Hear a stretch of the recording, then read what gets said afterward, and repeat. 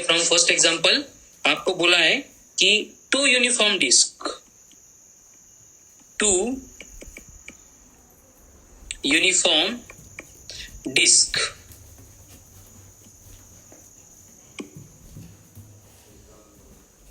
made up of same material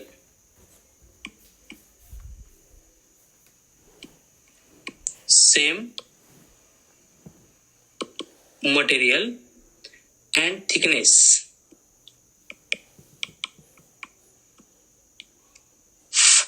of radius r and 2r. Locate center of mass. देखो आज का first example है, first example ही मैंने बहुत अच्छा लिया है, इससे स्टार्ट होने वाली है। और क्वेश्चन में क्या बोला है ध्यान से पढ़ो कि आपको डिस्क दिए और दो डिस्क को side by side upon connect कर रहे हैं और उसके बाद में हमें उनका सेंटर ऑफ मास लोकेट करना है। तो पहली डिस्क है, उसकी रेडियस आर है तो ये ऐसी बनेगी। दूसरी की रेडियस डबल है तो उसको मैं इस तरह से ड्रॉ कर देता हूं और आपको इस तरह से दो डिस्क को साइड बाय साइड प्लेस किया है और बोला है कि इनका सेंटर ऑफ मास लोकेट करो। तो इनका सेंटर ऑफ मास लोकेट करने से पहले कुछ बातें इंपॉर्टेंट है इस टाइप के क्वेश्चन को सॉल्व करने के लिए। तो मैं वहां पे स्टार मार्क करके लिख देता हूं कि whenever number of homogeneous bodies are placed in contact with each other, then treat each body as single particle placed at its center of mass. बहुत इंपॉर्टेंट स्टेटमेंट है। देखो इस स्टेटमेंट की मीनिंग क्या आ रही है कि आपको अगर इस तरह से नंबर ऑफ मतलब मोर देन वन, फिर 2 हो सकती है, 3 हो सकती है, 4 होगी, बॉडीज अगर एक दूसरे के कांटेक्ट में प्लेस किए तो हमें हर एक बॉडी को सिर्फ पार्टिकल की तरह ट्रीट करना है, जो हम पार्टिकल कंसिडर करेंगे उसके सेंटर ऑफ मास के ऊपर। इसका मतलब ये हुआ कि जो क्वेश्चन में यहाँ पे दो डिस्क दिखाई गई थी, यहाँ पे मैं आंसर में उसको रीराइट करूंगा, रीड्रॉ करूंगा। तो यहाँ पे जो फर्स्ट डिस्क है तो मुझे ये फर्स्ट डिस्क का पूरा मास यहाँ पे उसके सेंटर में एज्यूम करना है। ये सेकंड डिस्क है तो मुझे इसका पूरा मास इसके सेंटर में एज्यूम करना है। क्लियर है सबको? अब देखो यहां से क्या होगा कि आपको बोला जाएगा कंपलसरी कि ये सेंटर ऑफ मास जो है वो कहां से लोकेट करना है। ठीक है, इस पर्टिकुलर क्वेश्चन में हमें बोला गया है कि locate centre of mass from, ये क्वेश्चन कंटिन्यू कर रहा हूं, locate centre of mass from left end of disc. अब देखो मुझे यहाँ पे सबसे पहले जो हमारा बेसिक रूल है वो मेंटेन करना पड़ेगा। तो हम क्या करेंगे, बॉटम मोस्ट मास में से यहाँ पे एक्सिस ड्रॉ करेंगे। लेकिन अगर मैंने ये ऊपर का स्टेटमेंट नहीं लिखा होता तो आप बॉटम मोस्ट मास कहाँ पे लेना है कंफ्यूज हो जाते। लेकिन मैंने अभी क्लियर कर दिया कि दोनों का मास हम सेंटर में ही कंसिडर करेंगे। तो बॉटम मोस्ट मास मतलब उसके सेंटर को आएगा, तो बन गया हमारा ये एक्स एक्सिस। लेकिन वाई एक्सिस कहाँ पे लेना है ये आपको क्वेश्चन में मेंशन किया होता है। यहाँ पे बोला है फ्रॉम लेफ्ट हैंड, तो ये लेफ्ट हैंड बन रहा है, इसलिए मैं यहाँ पे मेरा वाई एक्सिस ड्रॉ करूंगा। तो हमारा काम बहुत सारा अभी हो गया कंप्लीट। हमारे पास एक्स एक्सिस है, वाई एक्सिस है, जहां पे इंटरसेक्ट कर रहे हैं वो 0 0 उसके कोऑर्डिनेट्स आएंगे। अब यहाँ पे देखो बेसिकली इस दोनों डिस्क का मास हमें गिवन नहीं है, तो मैं थोड़ी देर के लिए एज्यूम करता हूं इसका मास क्या है m1, इसका मास क्या है m2। तो अब अगर ये ऊपर का स्टेटमेंट मैंने जो लिखा है उसके ऊपर आप अगर फोकस करेंगे तो समझ में आएगा कि ये जो डिस्क है पहले वाली, ये पूरे डिस्क का जो मास है वो एक ही पॉइंट पे लेना पड़ेगा उसके सेंटर ऑफ मास के ऊपर। यानी ये m1 का ओरिजिन से जो डिस्टेंस है वो इक्वल टू r बनेगा इसकी रेडियस। उसी तरह से जो सेकंड डिस्क है उसका भी पूरा मास उसके सेंटर को ही हमें एज्यूम करना पड़ेगा। यानी कि इसका पूरा मास अगर सेंटर पे है यानी यहाँ पे है, तो देखो यहाँ से यहाँ तक ये 2r, एंड ये 2r, यानी ये सेंटर का ओरिजिन से डिस्टेंस ये बनता है 4r। ये क्लियर है क्या सबको? देख लो एक बार। y कोऑर्डिनेट फाइंड करना नहीं पढ़ना पड़ेगा क्योंकि ये सिमेट्रिकल अबाउट x एक्सिस से मतलब सिमेट्रिकल अबाउट x एक्सिस से मतलब उसका centre of mass x axis पे होता है, तो y एक्सिस को अपन डायरेक्टली स्किप कर देंगे यहाँ पे। क्लियर है? अब आगे जाके मैं इसको और सिंप्लीफाई करने वाला हूं। देखो क्वेश्चन में उन्होंने कुछ स्टेटमेंट में इंपॉर्टेंट पॉइंट दिए थे कि यूनिफॉर्म डिस्क बोला था जिनका मटेरियल सेम है। अब मटेरियल सेम बोल के उनको इनडायरेक्टली बोलना था कि दोनों की डेंसिटी सेम है, एंड बाद में बोला था उनकी थिकनेस भी सेम होती है। तो मुझे क्या करना पड़ेगा, ये M1 एंड M2 की वैल्यू कैलकुलेट करने के लिए बहुत इंपॉर्टेंट पॉइंट है। देखो हर एक क्वेश्चन में आगे क्या हमें यूज करना है, ध्यान दो कि हमें क्या करना पड़ेगा यहाँ पे, mass upon volume is equals to density, इस कंसेप्ट को यूज करना पड़ेगा। तो रो इज इक्वल्स टू बनेगा M1, क्योंकि फर्स्ट बॉडी के लिए अगर फर्स्ट को कंसीडर कर रहे हैं तो ये बनेगा M1 अपॉन वॉल्यूम लेनी है। वॉल्यूम कितनी होती है? डिस्क है, तो डिस्क की वॉल्यूम क्या होती है? एरिया इंटू थिकनेस, यानी ये बनेगा पाई r square into T, thickness T बनेगी। उसी तरह से सेकंड स्क्वायर के लिए, सॉरी इसको मैं सिंप्लीफाई कर देता हूं, तो ये M1 रिप्लेस होगा और M1 क्या बनेगा? M1 बनेगा डेंसिटी इंटू पाई r का square into T. T is the thickness here. ठीक है, अब ये रो पाई टी ये तीनों कांस्टेंट है तो मैं उनको k बोल देता हूं, तो ये M1 बना k into R square. Same case हम सेकंड डिस्क के लिए अप्लाई करेंगे, तो डेंसिटी इज इक्वल्स टू, फिर से फॉर्मूला वही है, मास अपॉन वॉल्यूम। इसका मतलब क्या होगा, density is equals to M2 upon volume कितनी होगी, पाई r का स्क्वायर करना है, लेकिन रेडियस सेकंड स्क्वायर के लिए कितनी बोली है, 2r बोली है, तो 2r का स्क्वायर कितना होगा, 4r स्क्वायर इंटू थिकनेस, यानी M2 कितना बना, रो इंटू पाई इंटू 4r का स्क्वायर इंटू टी। यहाँ पे r स्क्वायर छोड़ के एंड 4 छोड़ के ये रो इंटू पाई इंटू टी को मैंने पहले k बोला था, तो ये M2 कितना बनेगा, 4 times of k into r का स्क्वायर। समझ में आ रहा है? ये M2 बना, ये M1 बना। अब ये M1 एंड M2 की वैल्यू जो है ये हमारे ये इनकम्प्लीट इक्वेशन था, इसमें पुट कर देते। तो x coordinate of centre of मास ये बनेगा क्या, यहाँ पे M1 इंटू आर, लेकिन M1 कितना है, k r स्क्वायर, तो क्या बनेगा, ये k इंटू आर का क्यूब प्लस कौन है, M2 इंटू 4r, M2 कितना है 4k r स्क्वायर, तो 4 इंटू 4 बनेगा 16k r का cube divided by M1 plus M2, तो k r square plus 4k r square यानी 5k r का स्क्वायर।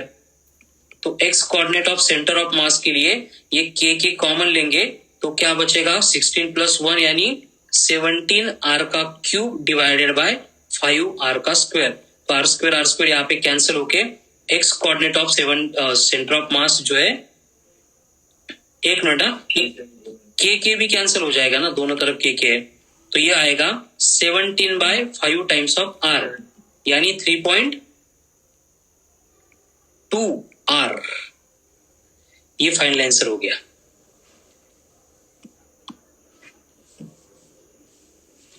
थ्री 3.2 या 3.4,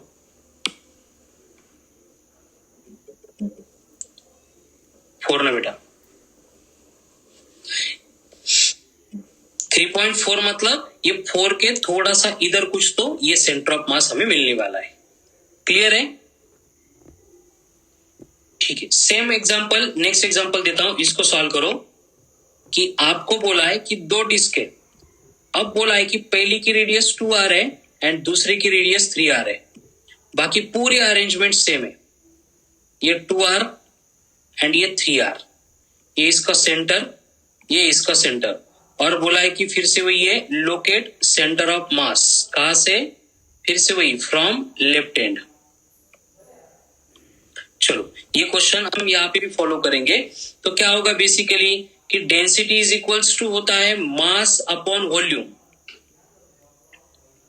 तो फॉर फर्स्ट डिस्क, पहली वाली डिस्क के लिए अगर ये अप्लाई करेंगे तो उसमें डेंसिटी इज इक्वल्स टू बनेगा मास M1 वॉल्यूम बनेगी पाई आर का स्क्वायर, लेकिन रेडियस 2r थी तो उसका स्क्वायर बनेगा पाई आर स्क्वायर इंटू 4, यानी कि ये m1 इक्वल्स टू बन रहा है rho into pi are square t एक ब्रैकेट में इंटू 4। अब इस पूरे टर्म को अगर मैं k बोलूंगा तो ये बनेगा k times of 4। Same way second disc के लिए अगर हम पार्ट कैलकुलेट करेंगे तो डेंसिटी बनती है mass m2 upon pi are square T, 3 था इसलिए बनेगा 3 का स्क्वायर 9, यानी ये m2 इज इक्वल्स टू आ रहा है rho into pi are square into t into 9, यानी ये आ रहा है 9 टाइम्स ऑफ k m2। तो अब m1 एंड m2 की वैल्यू हमारे पास है, बस उनको पुट करो अबव एक्सप्रेशन में, तो देखते हैं x coordinate of centre of मास क्या आता है। तो x coordinate of centre of मास के लिए ये 2m1 into are, m1 4k, तो ये बनेगा 2 into 4k into are plus m2 9k, तो ये बनेगा 7 into 9k into R divide by 4k plus 9k यानी 13k। अब देखो 4 into 2 8k R plus 7 into 9 63k R upon 13। अब इनके एडिशन करो, कितना होगा 71k are divided by 13k, तो यहाँ पे k कैंसिल होगा, तो x coordinate for centre of मास आएगा 71 अपॉन 13 टाइम्स ऑफ r। अब ये 71 अपॉन 13 मतलब आएगा अप्रोक्सीमेटली 5.46, यानी 5.5 टाइम्स ऑफ r।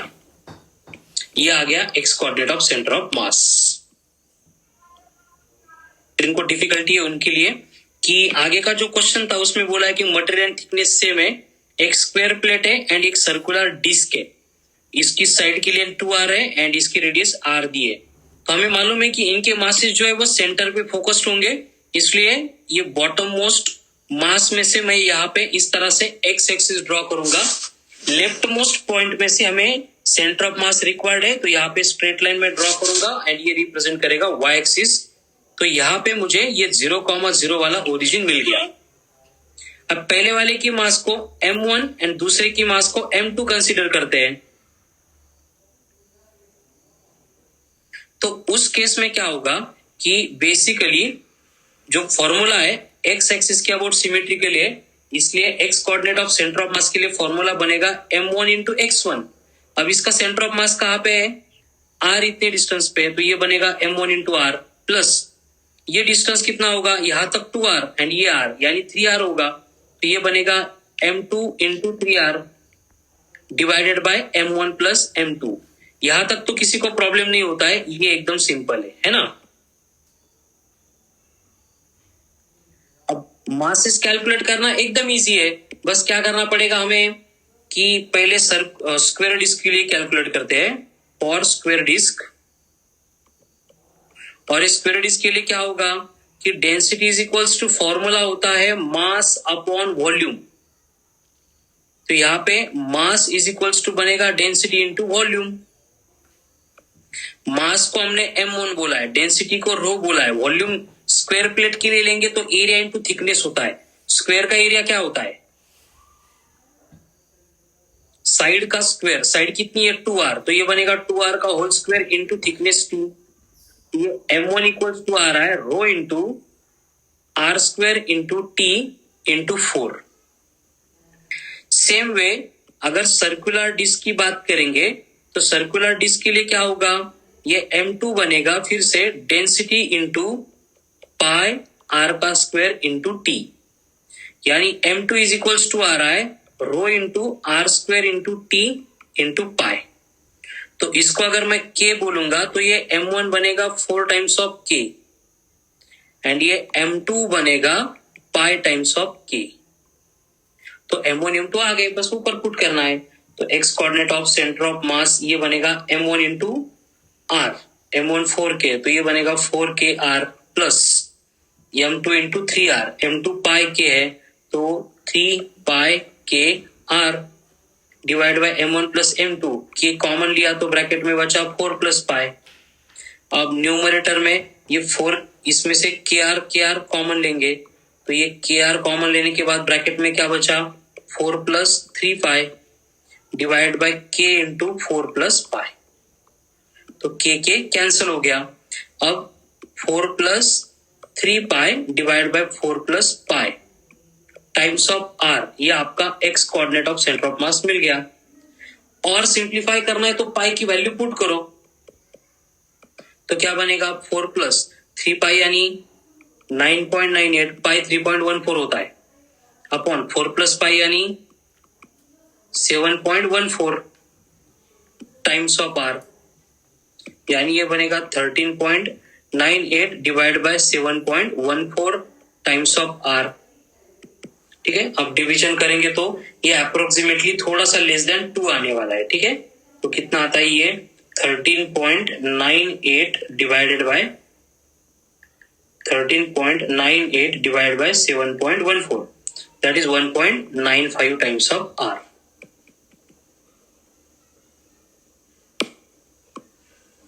आगे किसी का आंसर करते हैं। आपको बोला जाएगा कि 2 डिस्क है,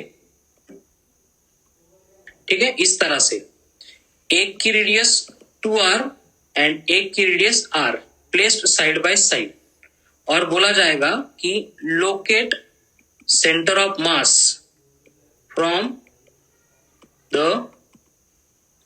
पॉइंट ऑफ कॉन्टैक्ट। ठीक है, अब इस टाइप के क्वेश्चन में जो है ये इसका सेंटर है, ये इसका सेंटर है। अब ये पॉइंट ऑफ कांटेक्ट जो है मैं उसको P बोल देता हूं, ये पॉइंट ऑफ कांटेक्ट P हो गया। तो आपको बोला है कि पॉइंट P से क्या करो, अब सेंटर ऑफ मास फाइंड करो। अब इसको कैसे सॉल्व करते हैं, मैं एक पूरा एग्जांपल सॉल्व कर देता हूं, आगे आपको थोड़ा सा फिर समझ में आएगा कि हमारी जो बेसिक प्रोसेस है वो चेंज नहीं होगी, कि इसके सेंटर में से हमें स्ट्रेट लाइन ड्रॉ करनी पड़ेगी, ये हमारा एक्स एक्सिस हो गया। लेकिन y एक्सिस अब तक हम क्या करते थे, लेफ्ट एंड में से ड्रॉ करते थे, क्योंकि क्वेश्चन में बोला जाएगा कि सेंटर ऑफ मास कहां से लेना है। यहां पे बोला है कि पॉइंट ऑफ कांटेक्ट में से, तो जहां से सेंटर ऑफ मास कैलकुलेट अपन करते हैं हमें y एक्सिस वहां से ड्रॉ करना पड़ता है, ये बेसिक डिफरेंस है। ठीक है, तो ये बन गया ओरिजिन 0,0। ये समझ में आ गया कि क्या चेंज है इसमें, कि जहां से, जिस पॉइंट से हम सेंटर ऑफ मास को कैलकुलेट कर रहे हैं हमें उसी पॉइंट में से y एक्सिस को ड्रॉ करना है, बस, बाकी कुछ भी नहीं है, एवरीथिंग सेम है। क्लियर है, अब आगे बढ़ते हैं। अब देखो बेसिकली इसके मास को m1 बोलेंगे, इसके मास को m2 बोलेंगे। तो हमें अगर x coordinate of centre of मास चाहिए तो फॉर्मूला वही है, m1 into x1 plus m2 into x2 divided by m1 plus m2। लेकिन यहाँ पे क्या हो रहा है, देखो कि जो x1 है यानी ये m1 का सेंटर वो r इतनी डिस्टेंस है, कहाँ पे, ये पॉजिटिव x एक्सिस के अलोंग, इसलिए ये बनेगा r। लेकिन x2 कहाँ पे है, ये नेगेटिव x एक्सिस के अलोंग है 2r पे, इसलिए ये x2 मुझे 2r लेना पड़ेगा, लेकिन वो माइनस आएगा। ठीक है, इतना चेंज इस एग्जांपल में आ रहा है। ये तो बेसिकली जब से आपको कोऑर्डिनेट सिस्टम मालूम होगी, ये 7th स्टैंडर्ड से, तब से मालूम है, नया कुछ नहीं है, बस अपन एग्जैक्टली पूरी अप्लाई कर रहे हैं। अब देखो ये डिस्टेंसेस अब इक्वेशन में पुट करेंगे तो x coordinate for centre of मास क्या होगा, m1 इंटू x1 यानी m1r। x2 माइनस था, इसके प्लस इंटू माइनस, ये मुझे माइनस लेना पड़ेगा, minus of twice of m2 into r divided by m1 plus m2 हो गया। इतना चेंज यहां पे करना पड़ेगा। क्लियर है सबको?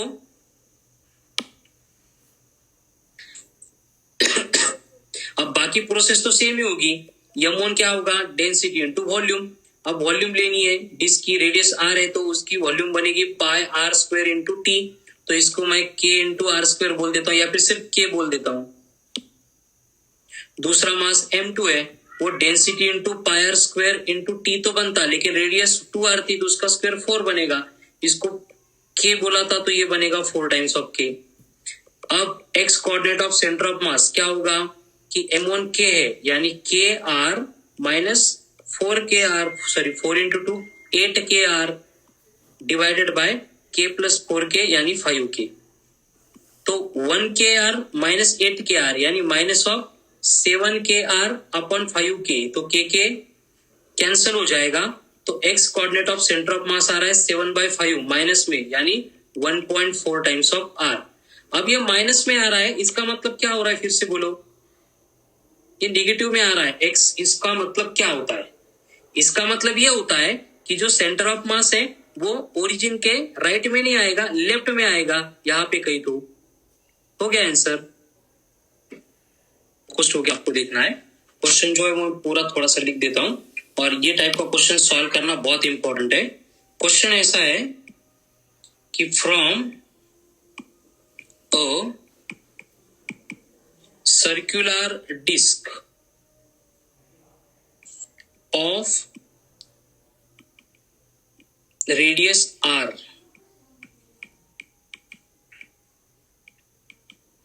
another disk of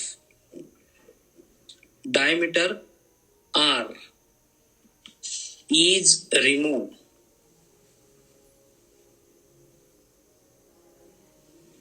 then locate the center of mass of remaining portion. पहले क्वेश्चन को एकदम ध्यान देके समझ लो, एक बार क्वेश्चन क्लियर हो गया, सॉल्व करने को बहुत इजी है। क्या बोला है कि एक सर्कुलर डिस्क है, तो पहले मैं सर्कुलर डिस्क ड्रॉ कर देता हूं। इस तरह से एक सर्कुलर डिस्क है, ठीक है, डिस्क है, तो मैं उसको पूरा ऐसे सॉलिड बनाने के लिए ये पोर्शन शेडेड बना देता हूं। और ये सर्कुलर डिस्क जो है उसकी रेडियस बोला है क्वेश्चन में कि r है, ठीक है, ये इसकी रेडियस जो है वो r है, ऐसे बोला है। यहाँ पे देखो circular disc of radius r है, और उसमें से क्या किया है, आगे क्या बोला है कि अनदर डिस्क जिसका डायमीटर r होगा, इसकी रेडियस r है, और अनदर डिस्क जिसका डायमीटर r होगा उसको रिमूव किया है। यानी कि क्या किया है, अब देखो कि ये जो पूरी डिस्क पहले प्रेजेंट थी, इसमें से ये इतने पोर्शन को यहां से रिमूव किया है, क्योंकि इतने पोर्शन में ये जो डायमीटर है इसका, ये रिमूव डिस्क का ये डायमीटर r हो गया। यानी कि जो डिस्क थी पहले पूरी इस तरह से थी,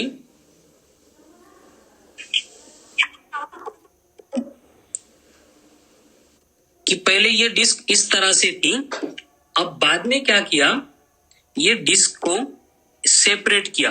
कैसे सेपरेट किया, एक डिस्क ऐसी बन गई और इसमें से ये दूसरी डिस्क निकाल के यहाँ पे रख दी, ये इस तरह से बन गई, ठीक है।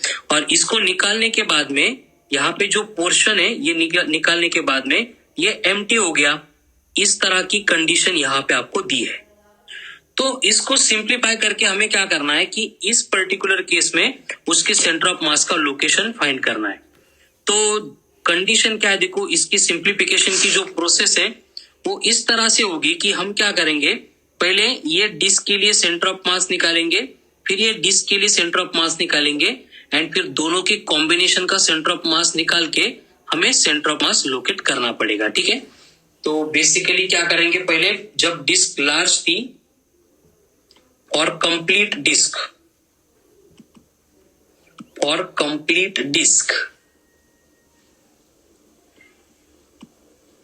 मास, उसको अपन M1 बोलते हैं।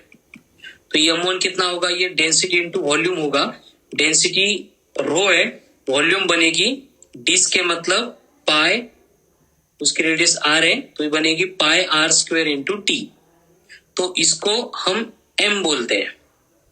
तो उसके बाद में जो छोटी सी डिस्क अपन रिमूव कर रहे हैं, यानी कि फॉर रिमूव्ड डिस्क, ये जो मास है इसको अपन M2 बोलेंगे। ये फिर से डेंसिटी इंटू वॉल्यूम आएगा, लेकिन यहाँ पे बस चेंज क्या होगा, रेडियस उसकी r/2 है, तो r/2 का स्क्वायर बनेगा r²/4, यानी कि ये आएगा m/4, ये हमारा M2 बना, ठीक है। तो M1 एंड M2 की वैल्यूज हमारे पास है अभी, और हमें क्या करना है कि इस डायग्राम के लिए सेंटर ऑफ मास को लोकेट करना है, ठीक है। तो अब कंडीशन क्या है, देखो सिंपल, जो फॉर्मूला था वही आएगा कि x coordinate of centre of मास ये होगा m1x1, लेकिन यहाँ पे मास रिमूव हो रहा है, इसलिए प्लस को रिप्लेस करना पड़ेगा माइनस से, माइनस बनेगा m2x2 डिवाइडेड बाय, हम हर बार m1 प्लस m2 लेते थे, लेकिन यहाँ पे मास रिमूव हो रहा है, इसलिए बनेगा m1 माइनस m2। ठीक है, तो अब देखो x coordinate of centre of मास, तो बेसिकली हम क्या करेंगे, ये यहाँ पे इस तरह से x and y axis draw करके सेंटर को ओरिजिन बना देंगे। तो पहले मास के लिए सेंटर ऑफ मास कहाँ पे, ओरिजिन पे, मतलब डिस्टेंस 0 आएगा। दूसरे मास का सेंटर कहाँ पे, यहाँ पे, यानी ये डिस्टेंस कितना हो जाएगा r/2, तो ये x2 आ जाएगा r/2। इनको यहाँ पे हम पुट करेंगे। ठीक है, तो ये m1 की वैल्यू हमने कैलकुलेट की थी, वो m ही थी, x1 तो 0 है, माइनस m2 की वैल्यू कितनी है, m/4, एंड x2 की वैल्यू हमने कितनी लिखी है, r/2 लिखी है, divided by m1 minus m2, यानी ये बनेगा m माइनस m/4।